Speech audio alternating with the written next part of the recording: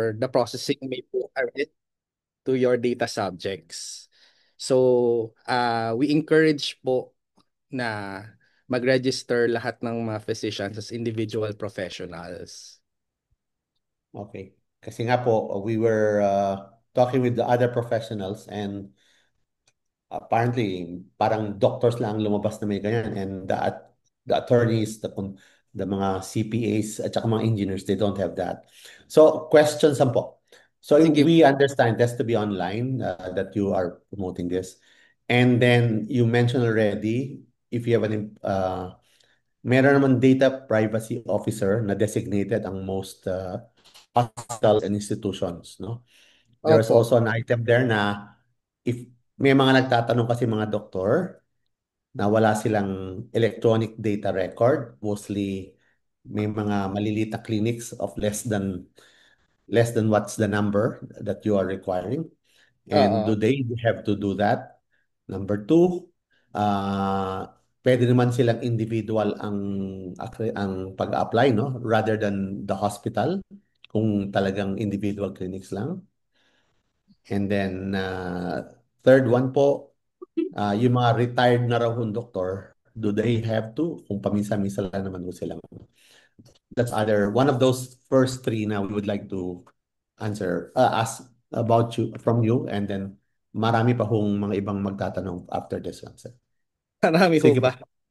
Opo. Sige po. Ah, not sure if nakuha kong tama yung first question. Yung question is if kailangan nilang mag-register if hindi pasok doon sa requirements yung 250 employees, tapos processing of more than 1,000 na sensitive personal information, tama po ba? Opo. Well, if tingin po ni physician, hindi po siya pasok doon sa mandatory registration, no? Maaring hindi po siya mag-register. Pero meron po kasi doon yung third element na if the processing may pose a risk to the data subjects. And considering si physician, nagpo-process siya ng maraming sensitive personal information, yung mga health-related information, we suggest na mag-voluntary registration po sila. Best practice na po yun. Opo.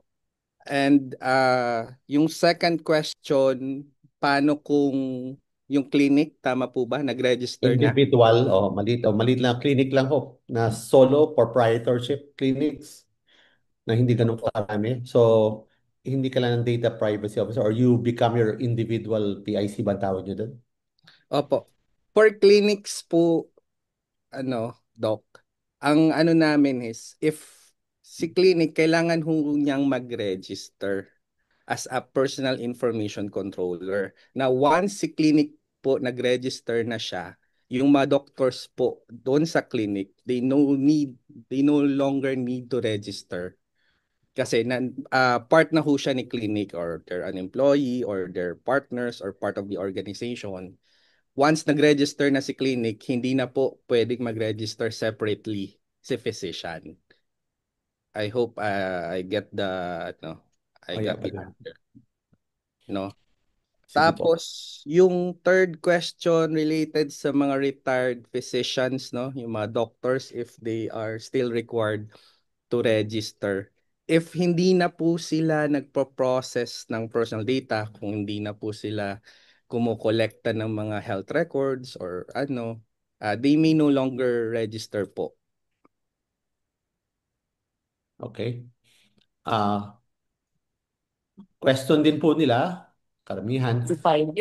We understand the 500 peso. Hindi niya magagalaw kasi Martini, kindly ano ko na. Dr. Martini, kindly unmute first.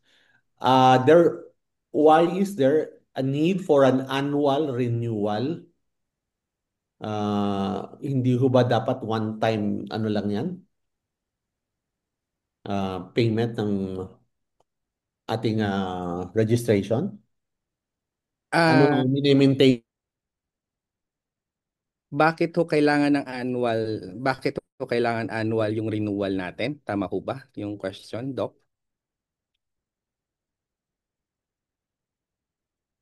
Sorry, nawala ata ako sa connection. Naririnig po ba ako? Yes po, sir. Si Dr. Hector po yung nawawala. Ako ba Okay. nawala? Yeah, that is the question. Why annual lang renewal, sir? Opo. Annual po ang renewal natin kasi we find na yung mga controllers po is maaring magbago yung processing nila yearly. For example, maaring mag-add sila ng mga kinokolektang personal data or maaring may binago sila sa pagkolekta. They use third party or baka may bagong system na naimbento. So dapat po updated tayo annually. Kaya kailangan po yung renewal natin is annual. Okay. Can you design it na with those conditions that you mentioned, tsaka na lang mag-re-renew? Hindi yung talagang lahat annual. Parang blanket ano siya eh. Unfortunately, Doc, hindi po pwedeng ganun. Kailangan talaga annual yung pag-update natin. Kahit man may update man siya or wala, kailangan pa rin yung annual renewal niyan. Kasi po, if wag naman ho sana, no, mabisita namin, ma-check namin through compliance check, tapos based on our records, hindi siya updated, no? Baka yun pa yung maging dahilan for an admin fine. Kaya much better if annually natin ina-update. Kasi yun ang hindi namin maintindihan eh. With Yes regards po. to our licenses, of course, that's really annual because we do CMEs, we upgrade our studies, no. With regards to this data privacy, as kung hindi ako nagkakamali, di ba, once a doctor has registered, covered na lahat ng hospital at clinics na pinupuntahan niya. Basta siya naka-register mismo. Right? Separate pong registration sila hospital, sila clinics, doc. No.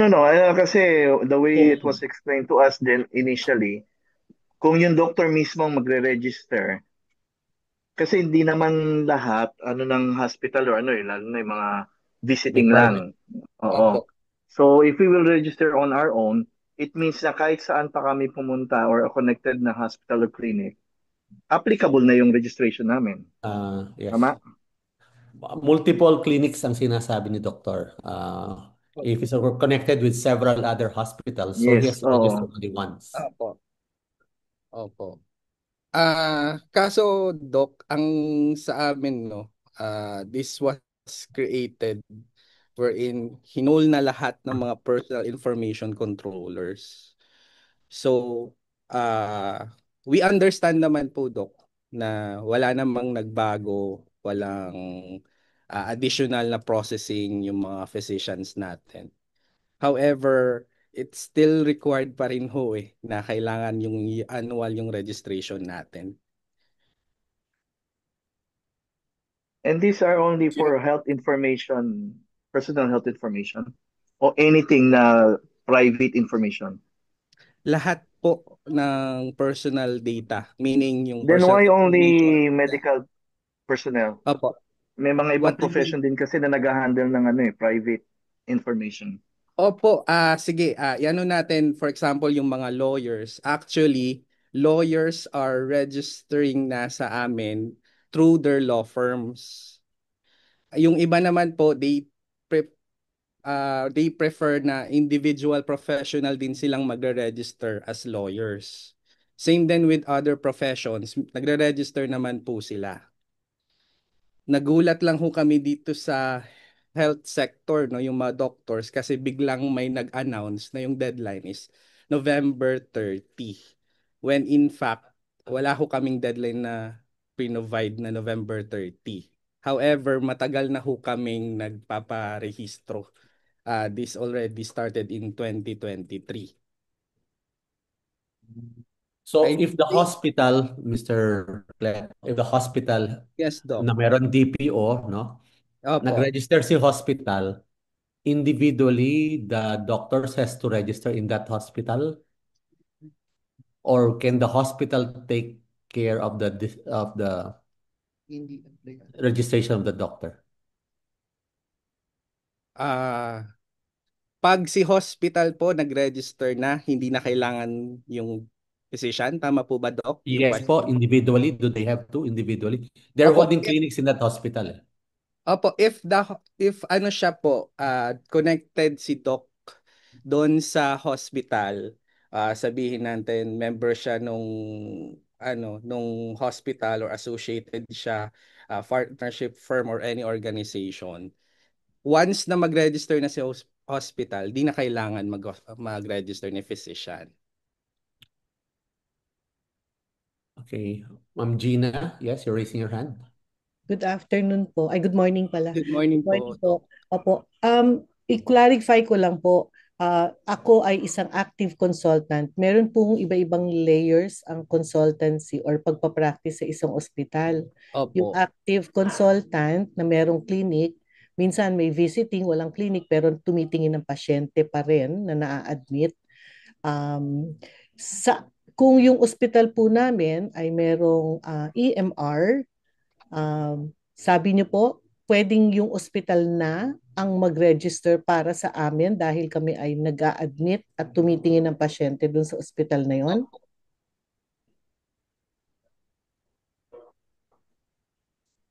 Tama po ba?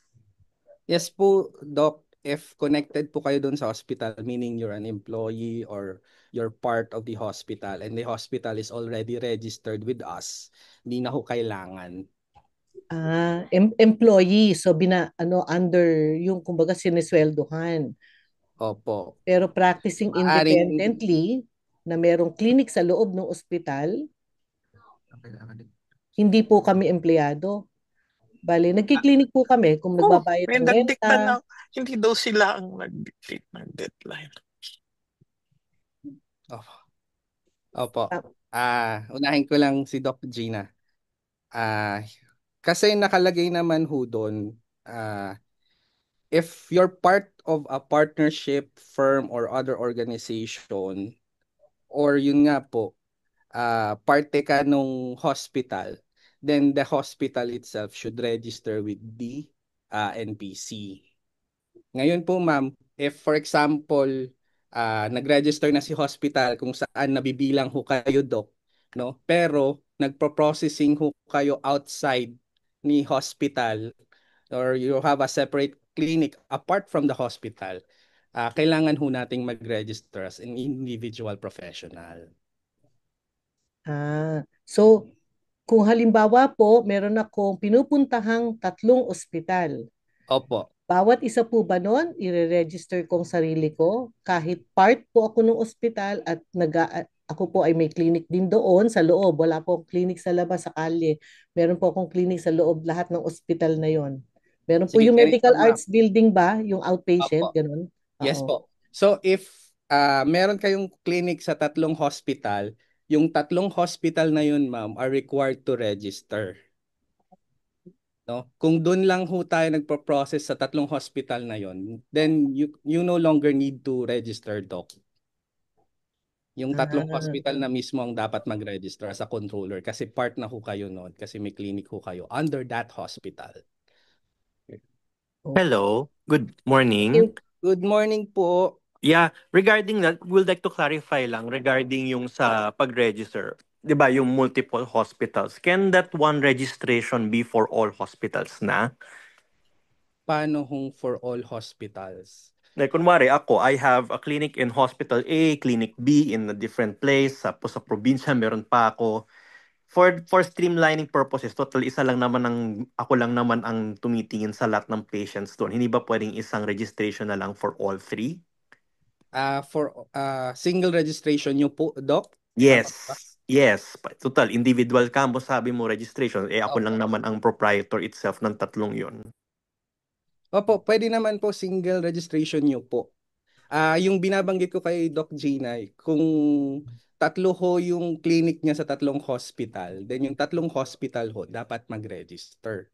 Di na ho kailangan ni Doc Gina. Pero kayo, Doc Antonio, if you want to register as individual professional, tapos marami ho tayong clinic, nabanggit nyo nga ho, no, sa iba-ibang lugar, isang registration lang ho ang kailangan doon.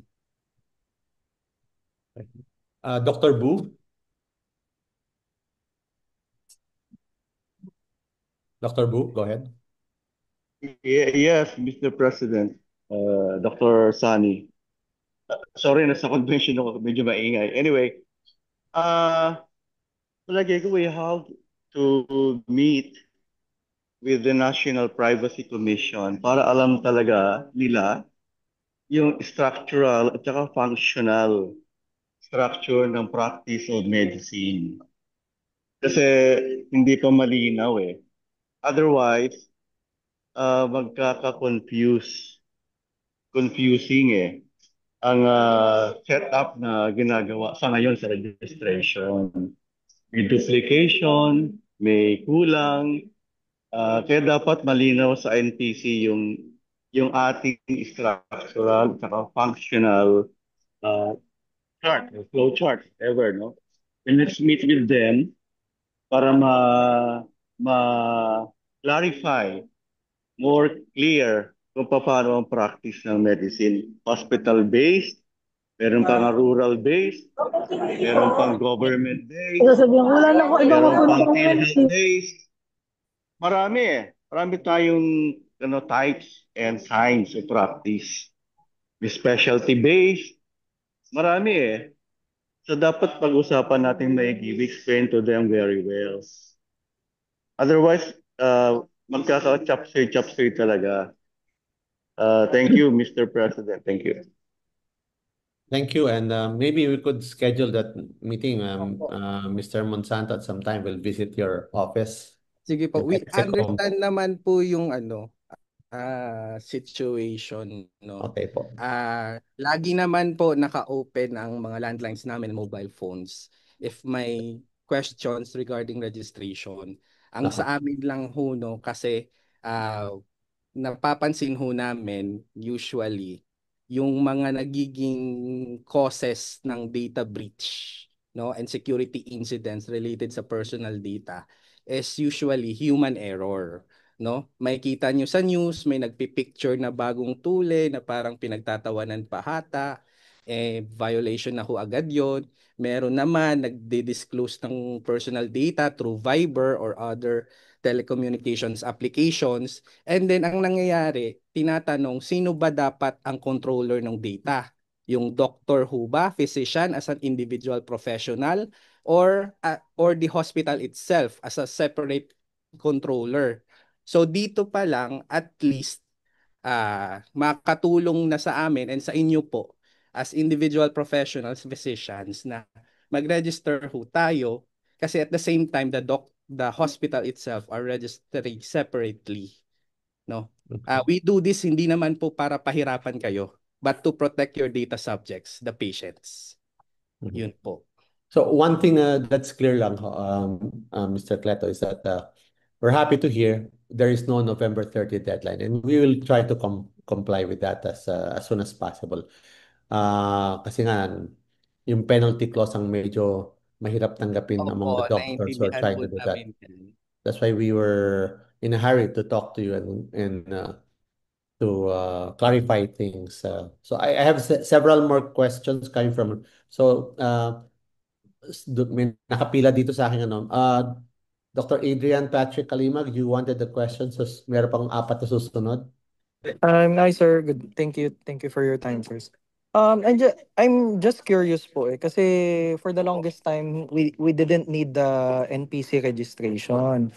Tapos bakit ngayon po right now bigla na lang po tayong required mag-register and we are required to pay for something that is not clear kung ano po yung benefit sa atin. Why do we need to register in the first place?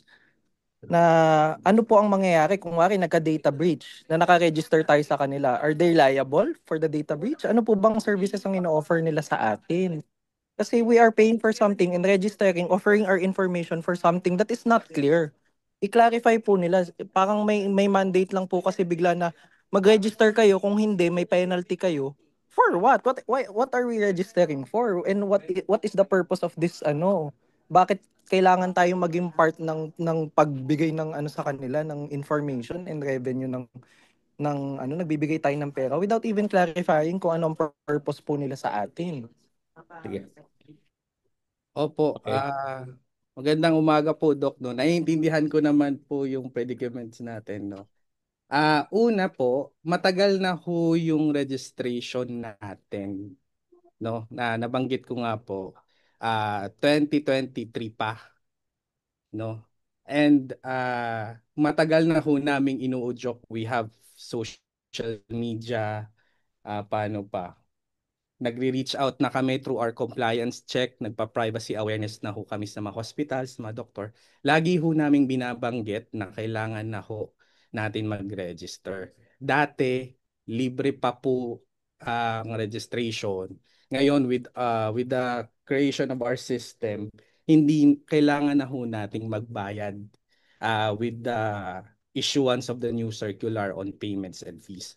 Ngayon, bakit ho kailangan mag-register natin, no? Because as regulators, we have to identify sino-sino yung mga processors, sino-sino yung mga controllers natin. Kasi yun nga po, tama po kayo. Paano kung magka-data breach, no? Ma-identify namin yung cause ng breach is human error ginawa ng ang cause is isang doktor, wala ho siyang control, ay wala siyang security measures, basta-basta lang kumolekta. Now, hindi siya registered sa amin. Ibig sabihin, hindi na-regulate kung ano yung mga processing system na ginagamit niya. Gumagamit ba siya ng charts? Ang recording lang ba niya through Viber? Lahat po ba? Electronic or documented? Now, pag makita namin na basta-basta lang kolekta, walang protekta, maaring ma-admin fine na ho yan. No? Maaring ma-penalize na ho yan under the Data Privacy Act. Protekta saan? Yun po, laganap na ho ngayon ng mga cyber attacks, yung mga data breaches, no? Nababalita ho yun, nasa social media ho yun. 'Di ba? Narinig nyo yung sa November 5, may mga atake na ng mga websites. Ang mga hawak nyo po kasi is sensitive personal information, no? Ano po ba yung mga sensitive personal information? Yung mga health records po, no? Mga pangalan ng mga pasyente, ano yung mga diagnosis, kung ano-ano pa po. So yun po. Thank you. I have So another question, Dr. Luis Esguerra. Thank you for this morning, Dr. Santos and Mr. Monsanto. Wanted to clarify lang yung kasi ang pagkaintindi ko, yes po. as registration is for the someone who's the data, parang yung ikaw ay you're handling data of persons. No, Personal so data po, yes po. yeah. Pero let's see kasi kung kasama ka sa hospital, as long as dun sa regarding the data of a patient who's admitted, hawak na yun ng hospital because the hospital is the one holding the Opo. information. However, when we are in our clinics, if we are not aligned or connected to the hospital and we keep our own records separate, kami yung data handler doon.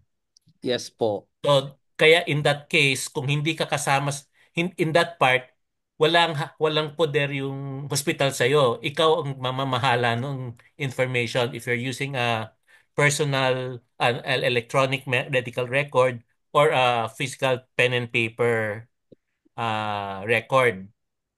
Tama ho ba? If outside po ng hospital, Doc, No, for may example, clinic ako sa ospital. oo.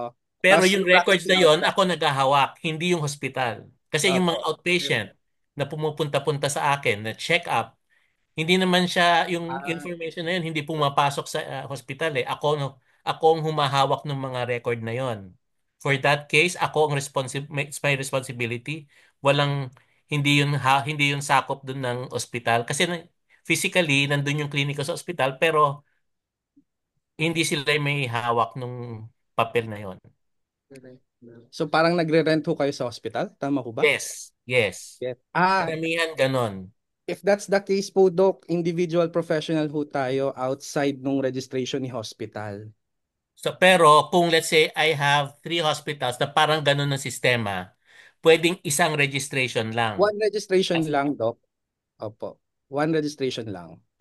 Yun ang ipapaskin namin ko sa kliniko, yung certificate and yung may parang Yung desusi, butas seal. ng susi, ganun. Opo. Kahit seal of registration lang po yung ipaskill natin, Doc. Okay. Mm. Sir Cleto, may Yes nagtanong po. ho, anong turnaround time after applying that you'll get your approval? Ano po, 7 working days if nasubmit po lahat, including yung mga documents na required. Yung meron nung requirement doon, notarized ano pa ho ng DPO. Pero kung ikaw ang individual ang PIC, hindi na ho kailangang notarize yun? Actually, pag individual professional, kahit signature lang yung doc eh. Wala Okay. namang notarized yun, di ba? Wala. Okay. There's a question from Dr. Jill Ortilia. Good morning po, doctors. My question is, not all doctors are holder clinics. Like anesthesiologists, we don't handle the records. It is the hospital. So do we need to register? If wala ho kayong hawak na personal data or di kayo kumukolekta ng data, si hospital na mismo, hindi na ho kailangan. Si hospital mismo ang dapat magrehistro. Oh, I see. And other question, sir. My wife has 3 clinics in different hospitals. Do she need to register? Does she need to register individually or mga hospitals na lang? Sorry, si wife po ay doktor sa 3 hospital, tama? Yes. 3 different hospitals, 3 clinics. So pag nag-register siya individually, 3 beses din siya mag-register? Or does the hospital Nabanggit ko po the one kanina. to register her? If she wants to register individually, isang beses lang po, Doc. Mas Dito may lang. mag-individual ka na lang once for all 3. Okay, thank you. Thank you. Dr. K. Carion. Sorry, iano ko Yes lang po. kasi may nabasa ako na parang will our personal data that we will register also be protected and not shared? Or will it be accessible to all government sectors, no? As regulators, no, we have to acquire your personal data. Pero we're from the National Privacy Commission. All personal data that you give us is para sa amin ho yun for the purpose of registration and compliance monitoring, yun po. So hindi naman ho yun basta-basta namin i-provide sa ibang government sectors. Sine-check namin what's the legitimate purpose, bakit nyo po hinihingi, para saan ho yun, yun po. So we assure you that the purpose of this is for registration and compliance monitoring lang. Yes. Thank you for that. Okay, Doc, question. So, we understand na kung kunyari, you're holding your individual clinics within the hospital premises.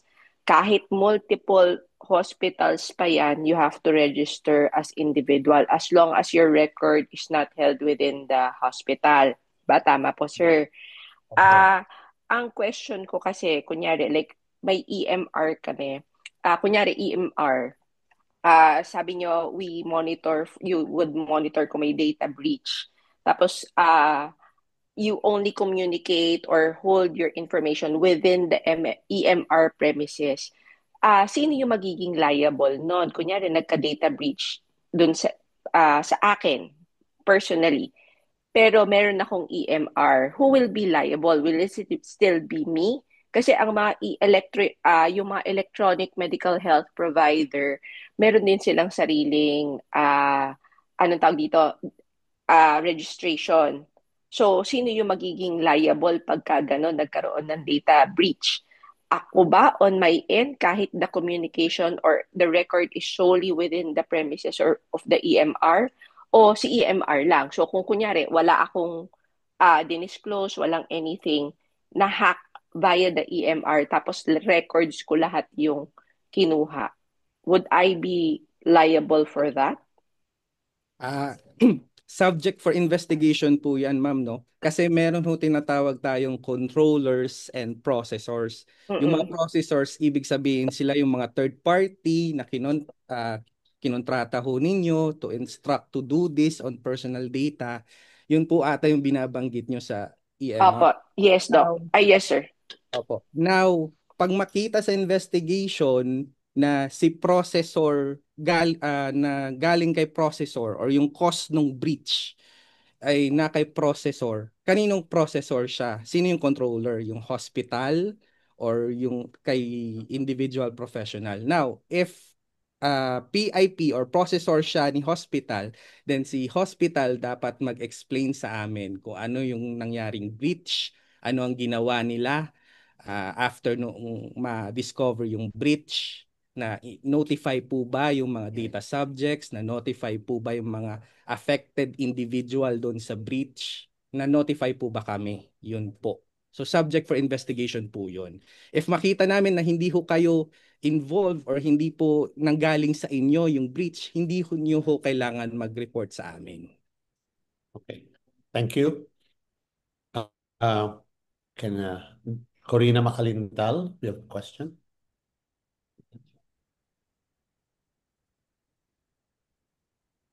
Hello. Hi, sir.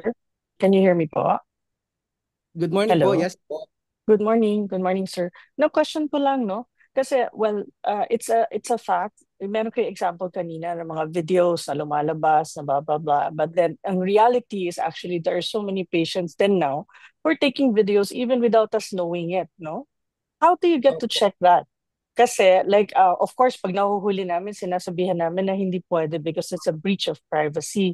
But there are those na nag-check ng mga ganon. So, how do you do the checking on those? Ganito ho yan, Doc, no?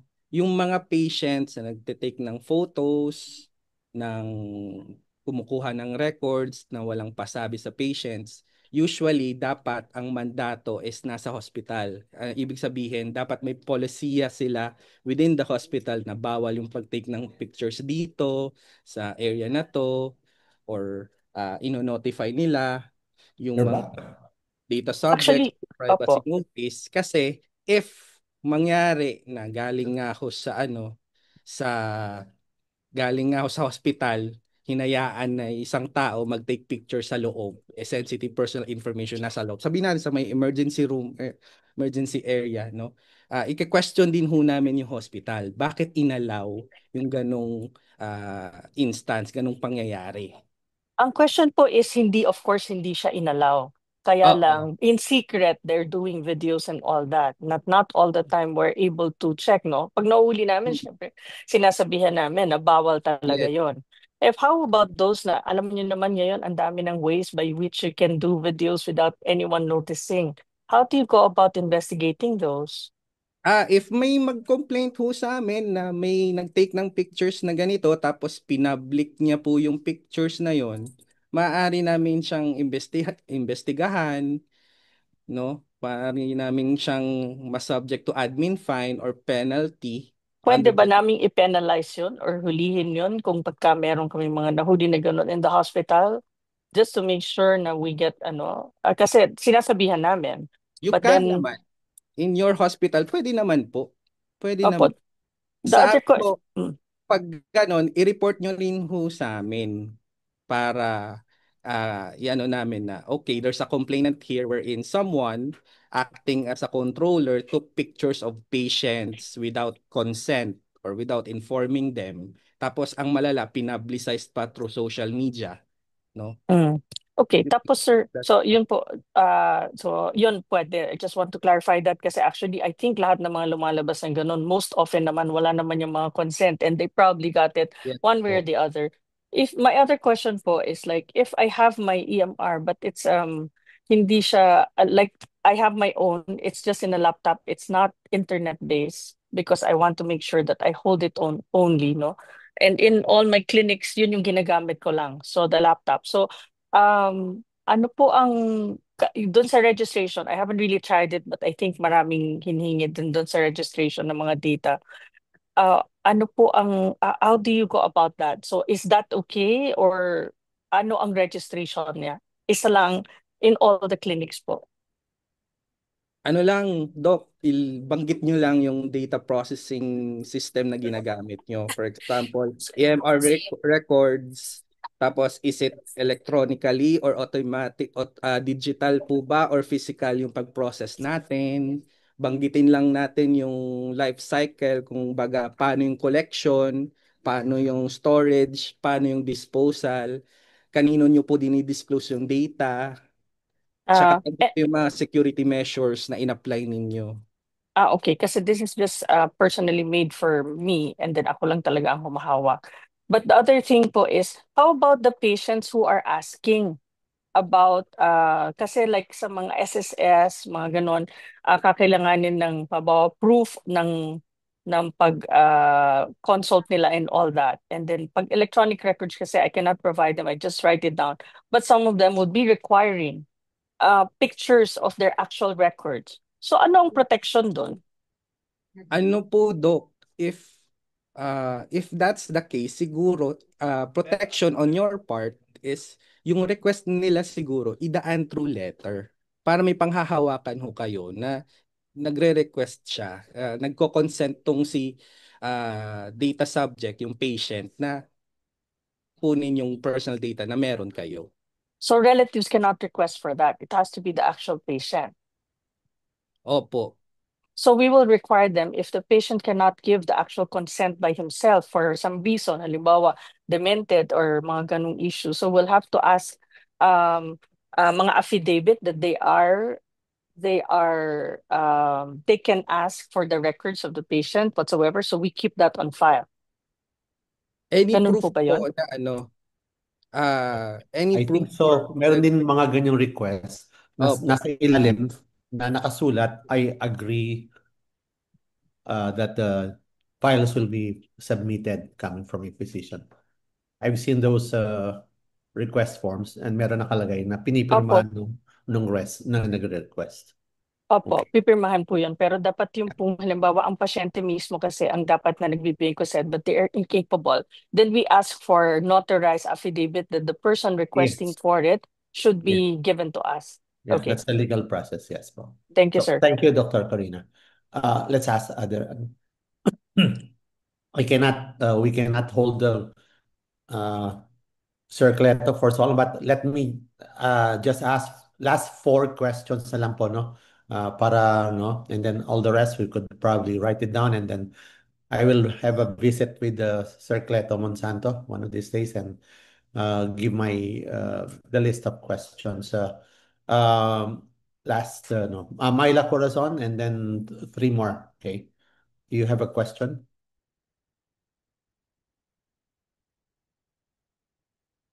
Wala si Miss Myla Corazon, Doctor. Dr. Luis Salvador, you have a question?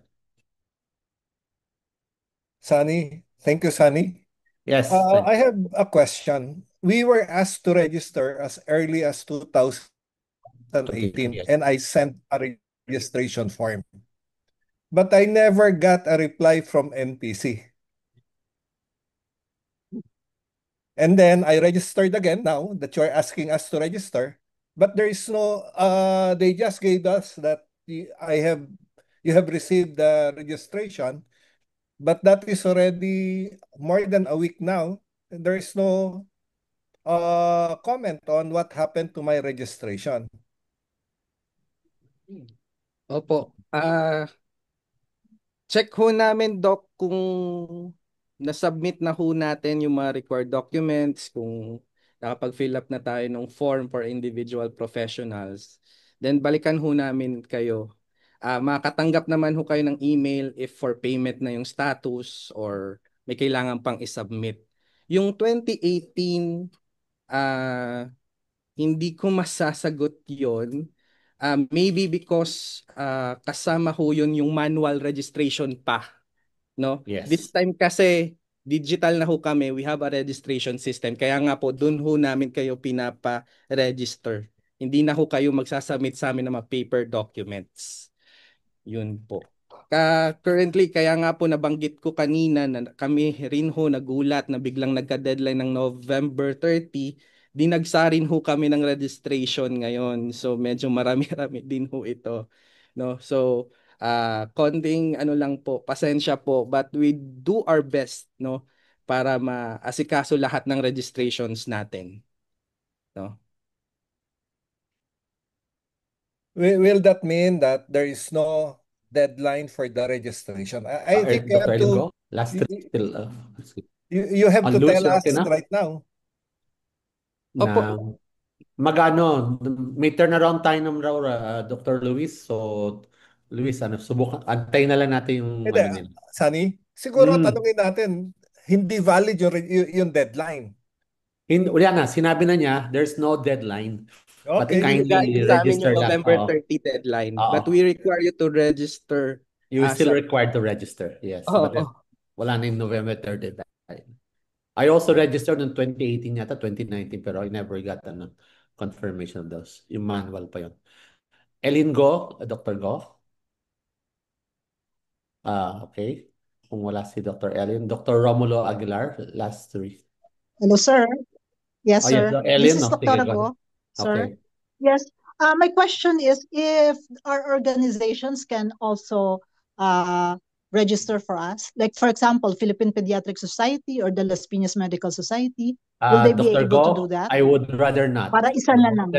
Wag na. Maybe you should just register your clinic, not the societies. Okay. Yes, para And then kasama. my PMA will other register for question you. is, Mahirap yan.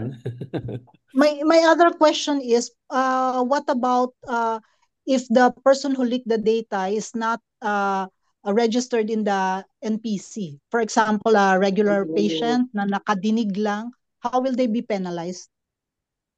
Opo, ganito ho yan, no. Siguro related ho yan dito ho sa burning question nila na why and what for yung registration natin, no. Kasi po sa amin maaring unauthorized processing yung ginagawa.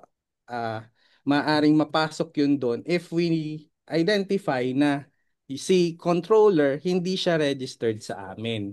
Basta-basta lang siya nag-process without consent or without any basis under the Data Privacy Act.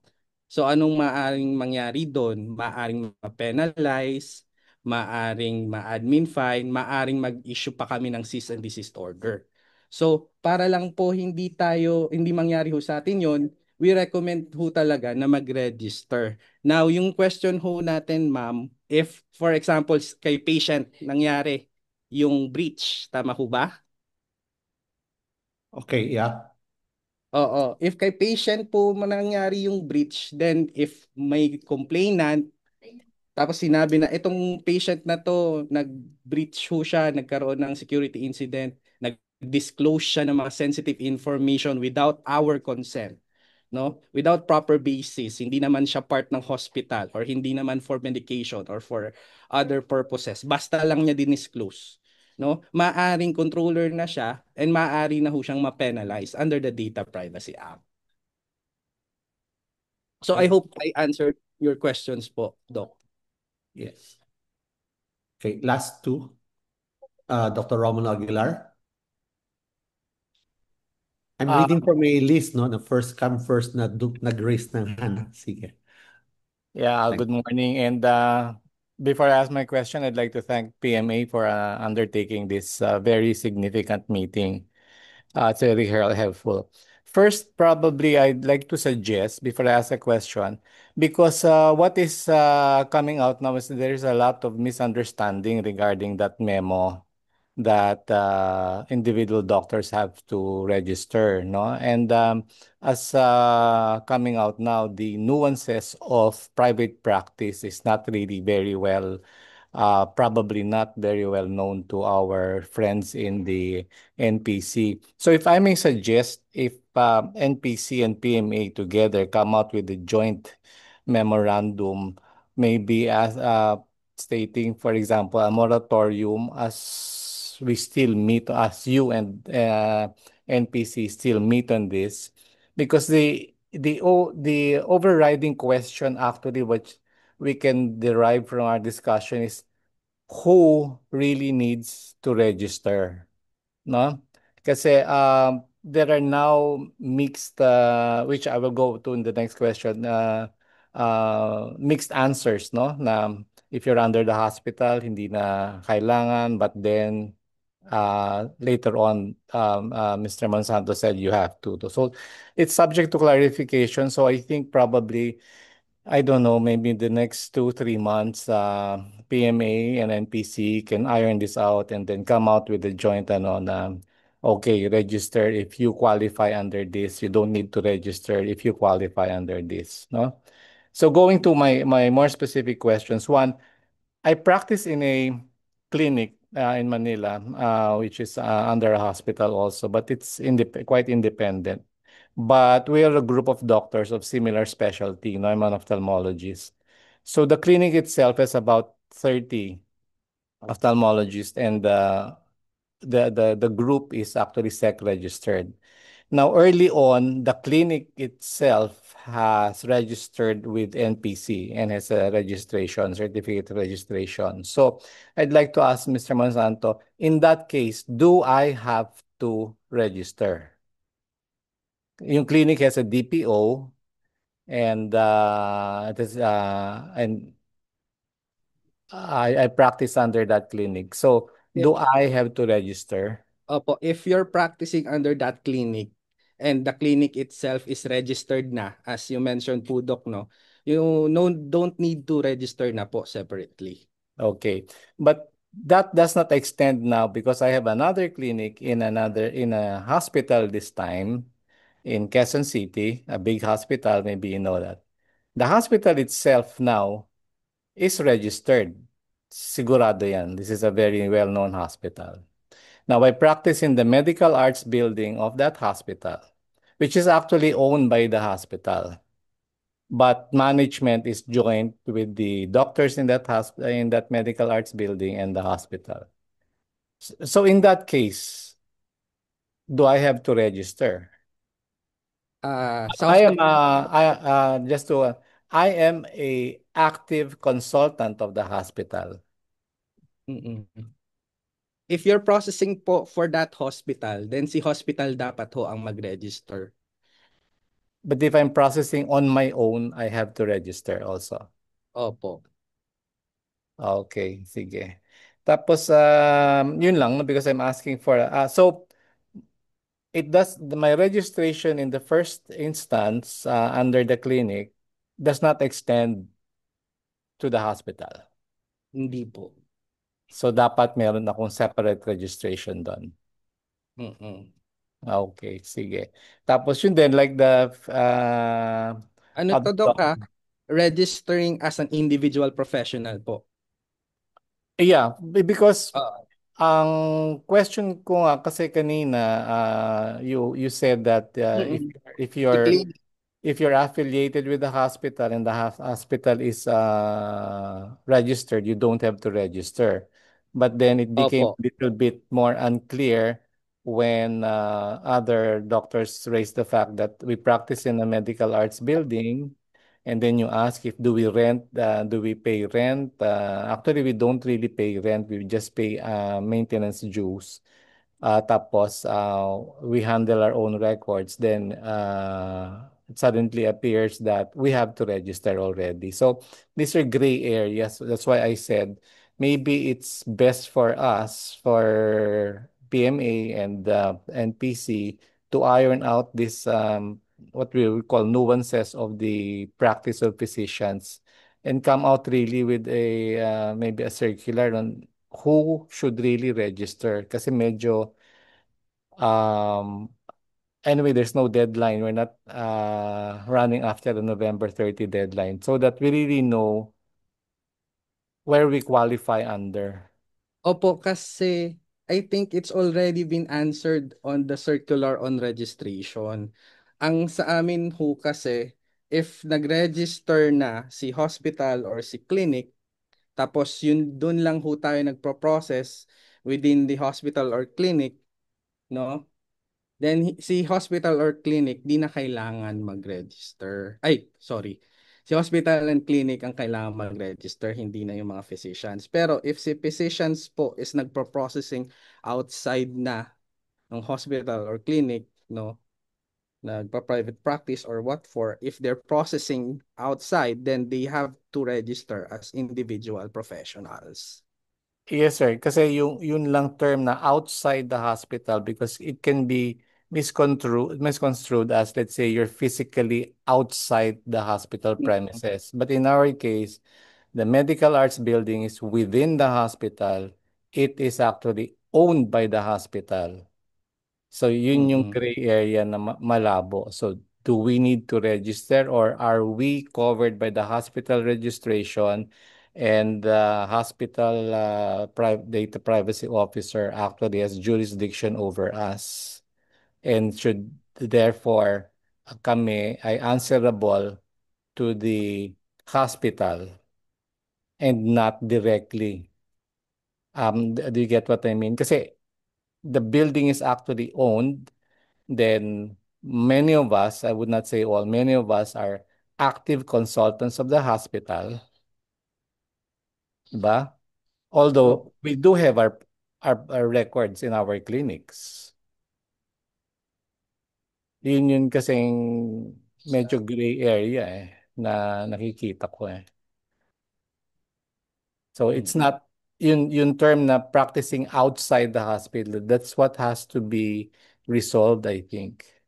What is the clear definition of outside? No problem po kung kunyari talagang physically nasa labas ako ng premises, I'm across the street, I have a clinic there, no? Kahit na sabihin mo I am an active consultant in that hospital but I am outside really physically Pero paano ngayon tong setup na to na we are active consultants, we are practicing in our clinic within the premises which is owned by the hospital.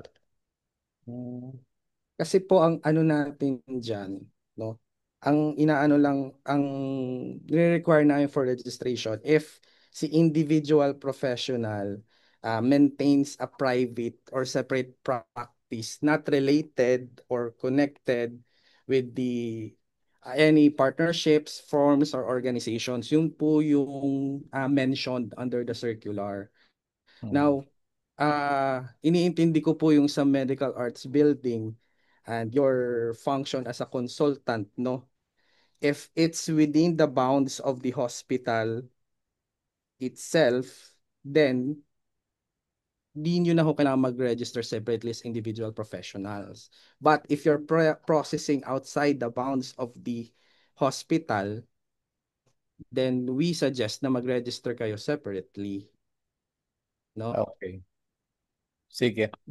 Thank you. Well, I'll probably forward this to actually our president ng medical arts building and we'll try to clarify more on this. Thank you very much. Thank you, Dr. Aguilar.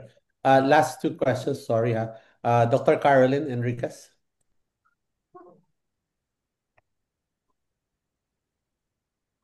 Hello, good morning. Yes, Carol. I agree po.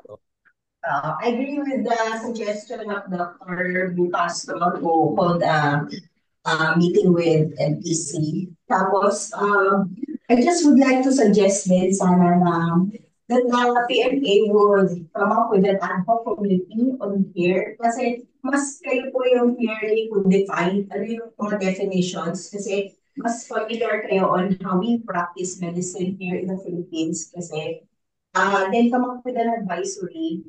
Kasi yung practice naman po natin, halos the same naman eh. So, ang kailangan nila is the data processing on how we do. Maybe PMA could come up with a template if you are private practicing physician with a clinic outside the hospital. This should be the template on how you would go about with your data processing and how would you appoint kung sino yung mga DPO mo and everything. So, mag-come up na lang kasi for me, generic naman yan. Yes. Mas kaya natin mag-craft depending on the layers of practice that we are doing. Then, ang question ko lang address to DPC, if yung DPO ng hospital, is he allowed to handle to be designated as DPO private clinics? And if yes, how many private clinics or how many doctors could meron po ba kayong specific na cut-off? Kasi kanina sa Metro, only 3 lang ang kailangan nilang hawakan na. For DPO na doing a private practice as DPO clinic. May maximum number ba ng clinic or doctors na pwede siya? Sorry, Doc. Medyo nagbabuffer po. Can you repeat the question po? Oo. Mukhang there's no limit as to the number that of the hospital yata, Carol. Yung That was DPO your po. question. Yeah, the DPO. Can handle as many hospital and as many doctors as possible po. Walang limit. I think yung DPO is for the whole hospital. Hindi, kasi if he would agree to be a DPO of a private clinic, pwedeng walang sinet at NPC na maximum number na pwedeng i-handle. Mag-work siya, mag-accept siya ng investigation from outside the Dr. hospital. Carol, if you are using another phone, please unmute. Please mute the other phone. Laptop lang po gamit ko. So, meron kasi ang tanong ho ata ni Doc is pwedeng DPO siya from more than one clinic? Tama ho ba?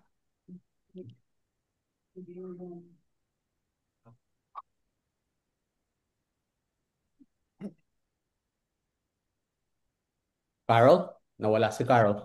Si Doc. Okay. Kung pwede maging DPO ng multiple clinics, ang DPO ng... Okay. Yun po. Meron ho sa amin tinatawag na parang common DPO. Pwede naman ho yun. DPO siya ng maraming clinics. Pero sa registration, ma'am, as a common DPO, dapat po ang ipro-provide is separate email for those separate controllers na hinahandle ni DPO. So okay, different emails ang ipro-provide ng DPO. For example, DPO ka ni PMA Hospital. So dapat there's a separate email for DPO ng PMA Hospital. Tapos DPO ka ni PBB Hospital. So the different email ni PBB Hospital. Pero same lang na DPO. Okay. Okay. Okay. Thank you. Last one, Dr. Melvin Juan Cleofas.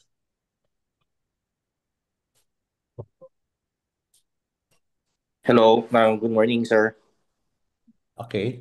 I'd just like to ask yung kay Dr. Aguilar kanina. Di ba, if you have one clinic, you have several doctors there. Tama po? No, so kung mag-a-assign ka ng isang DPO, siya lang ang mag-a-apply for the other doctors there.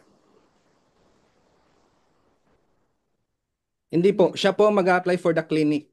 Kaya nga, so bali siya lang ang mag-a-apply and all the doctors there are covered already. Yes po. So yung DPO na yon, not necessarily doctor, pwedeng iba. Pwedeng secretary nila, but does she need to undergo a training or whatsoever? We prefer yung medyo may training po sa data privacy. It is not a requirement naman, pero syempre as a data protection officer, no, responsibility mo na maging compliant yung controller with the Data Privacy Act. So dapat alam mo paano maging compliant ang isang clinic sa pagproseso ng personal data. Okay, thank you.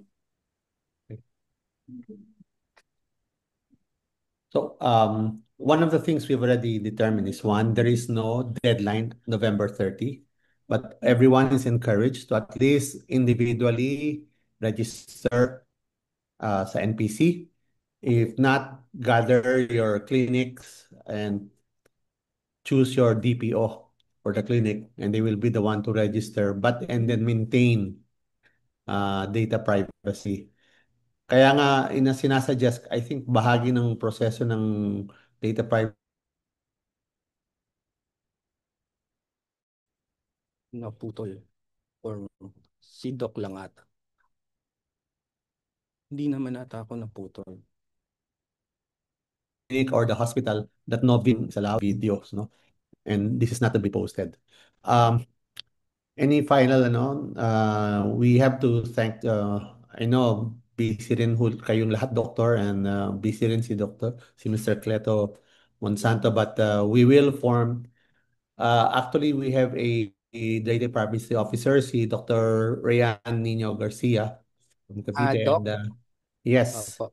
May I have parang final statement na lang, no? okay. First, no? Kasi naiintindihan ko naman, nababasa ko po yung mga comments natin, yung sa registration fee, no? If you think na hindi nyo kailangan mag-register, no? Pwede naman ho kayong mag-submit for exemption, no? You could file a sworn declaration.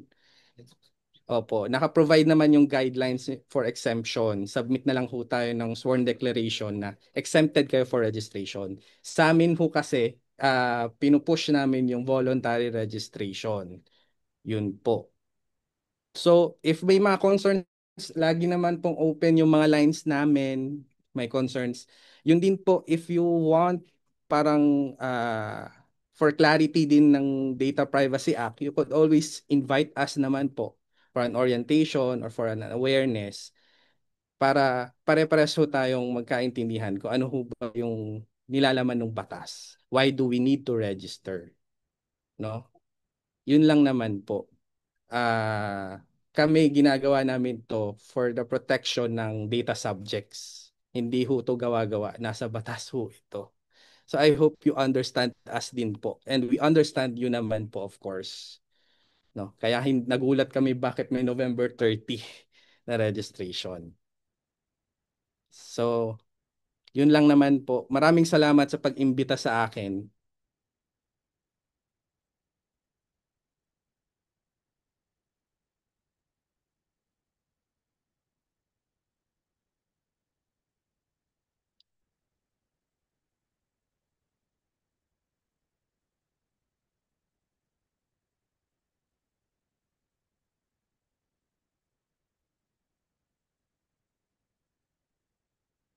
Sorry, I think I lost my connection, but I'm back.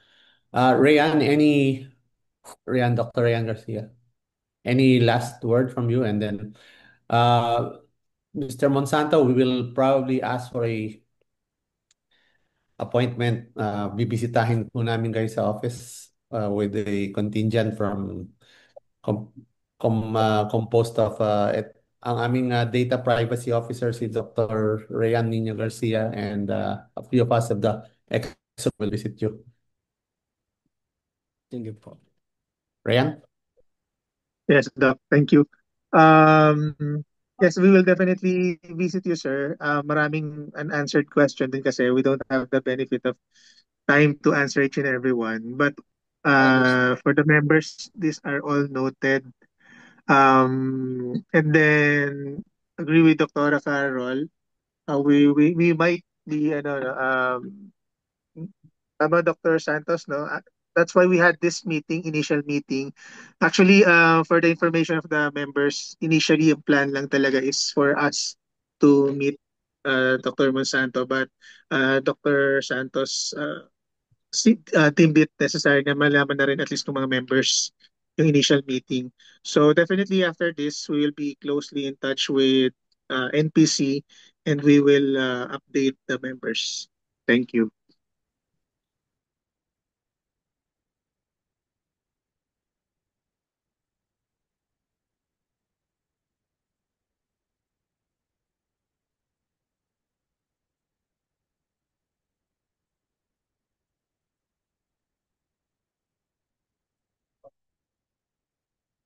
So, thank you, Mr. Cleto Monsanto and NPC. We still have to talk further and marami pa rin yung mga questions, but we'll sit down and talk to you. Salamat po sa mga nag-attend and for your time as well, Mr. Monsanto. And to the other doctors, if there are any other questions that you want to be answered, kindly send us the message through our secretariat sa Philippine Medical Association.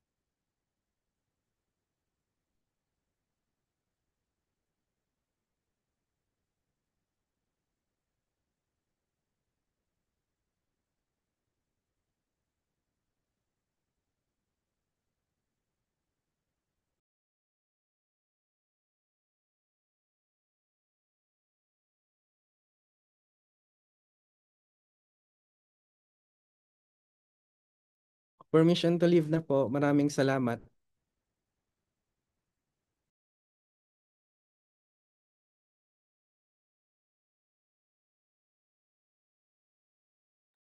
Thank you, Sir Cleto. I think nawala po si Dr. Thank you. Hector. Thank you po. Thank you, Mr. Monsanto. We will surely get in touch with you. The PMA, nawala lang po yung presidente. I'm back. Sorry. Other. So we'd like to thank you, Mr. Monsanto, and hahabol ho kami ng pakikiusap sa inyo. Picture raw tayo po. Apa, Doc. Remove ko lang po yung pin.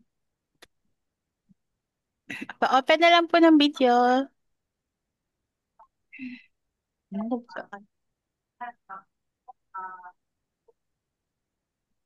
Yan po. So may 11 pages po tayo. Click lang po, medyo mahaba. Go. And for the first page po. Okay. Second page. Third. Yan. May nag-open pa po. Sige po, open po muna. Yan.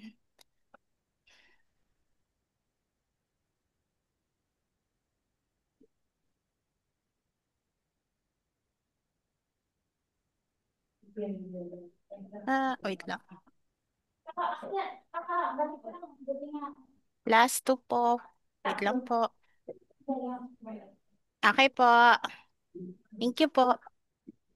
So thank you so much for your time, and I know it's a short one, but then we have to be able to, well, at least na-determine natin wala tayong deadline, but then you're all encouraged to, dahil ito ho ay isang batas na kailangan tayo mag-register. So we'll coordinate further on this one. So salamat to. Thank you po. And good morning to all. Thank you. Thank you. Yeah. Noted do, mula north hanggang south, andito tayong lahat. Salamat po.